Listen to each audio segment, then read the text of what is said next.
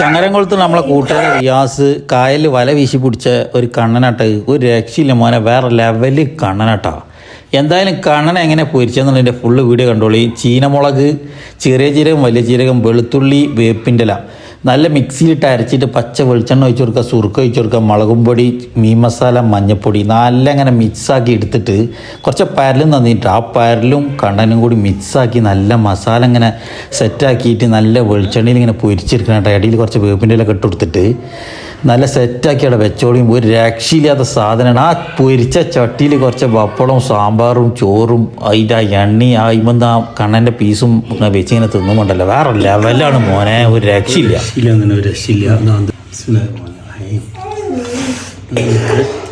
എന്താ വേണം നോക്കാം.